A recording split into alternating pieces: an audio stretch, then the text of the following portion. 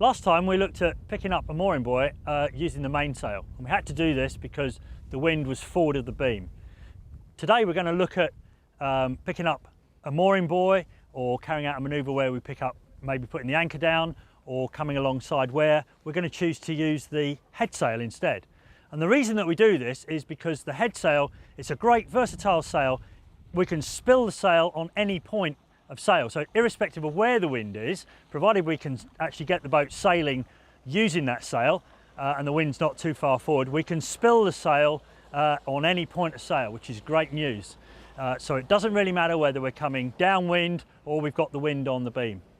Now generally we would choose to have the wind anywhere from about 90 degrees off the bow through the stern, so anywhere over the back of the boat, to 90 degrees off the bow on the other side of the boat. And it's a good versatile sail that gives us plenty of control.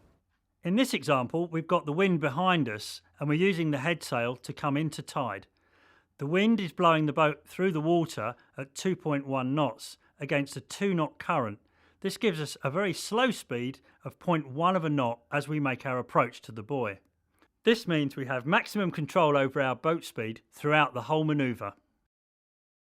If, however, we've got the wind behind us and the tide is also running in the same direction, we have very little control over our boat speed. If our boat's running at 2.1 knots through the water and the tide itself is moving at 2 knots, our total boat speed towards the buoy, which is fixed to the ground, will be 4.1 knots. Clearly, we won't have the control we're looking for.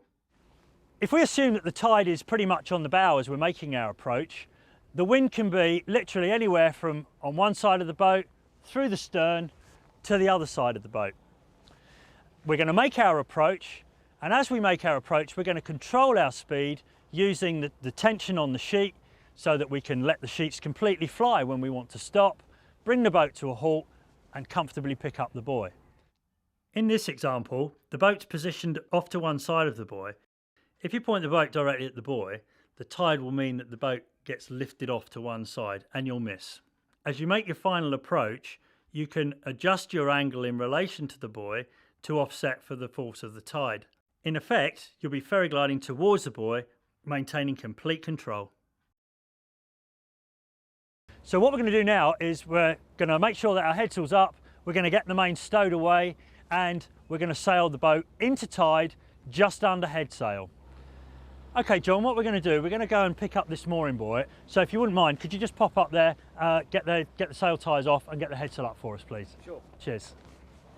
We've got the mainsail nicely stowed away now, and the traveller's moved out over to one side, giving us a clear view of the buoy as we make our approach.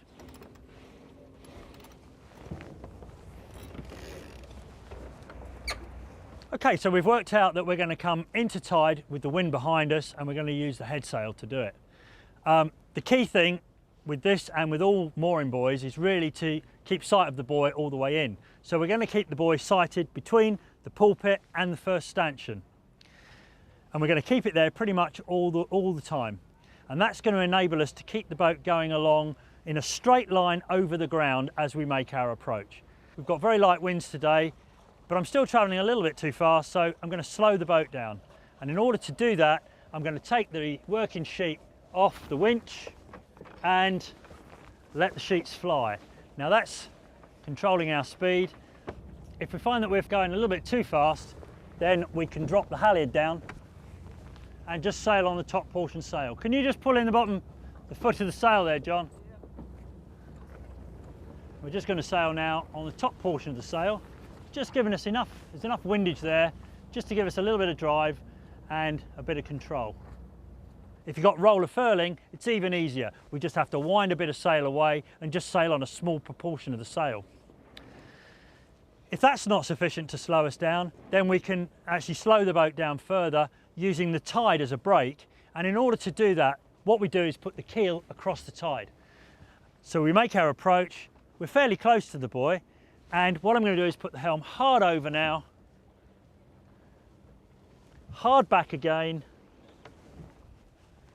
and there we are, into tide again, and the boat slowed down significantly. There's the buoy. Okay, John.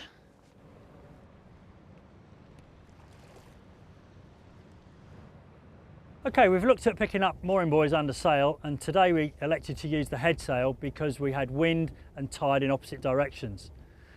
The things to remember are, once you've decided on the appropriate sail to use, in this case being the head sail, get rid of the mainsail, get it stowed away, gives yourself a nice clear deck to work on. Using the head sail, we can spill that sail on any point of sail, irrespective of where the wind is. So it's really useful when the wind's behind us to use that combination. As you make your approach, keep the buoy sighted between the pulpit and the first stanchion, and then sight the buoy with something locally behind and keep it in line with that object. That enables you to keep the boat going in a straight line over the ground, and the boat is on track to pick up the buoy. As you make your approach, the speed is controlled using the sheets. If you need to slow down, let your sheet go. If that doesn't do the trick and you're still moving too fast, think about rolling some head sail away, or if you've got hank-on sails, lowering the sail so that you're just sailing on the top portion. And then again, if you're still going too quickly, as you make your approach, then put your keel hard across the tide. That'll slow the boat down, bring the bow back up towards the buoy, and sight the buoy pretty much where it was before, and you'll find that your boat speed will be greatly reduced. When you do this for the first time, go out like we did today in light airs. Don't try and put the pressure on and do it in a force 5 or 6. Everything's much slower in light winds. It's much more controlled, and it'll enable you to develop your technique. Go out and have some fun.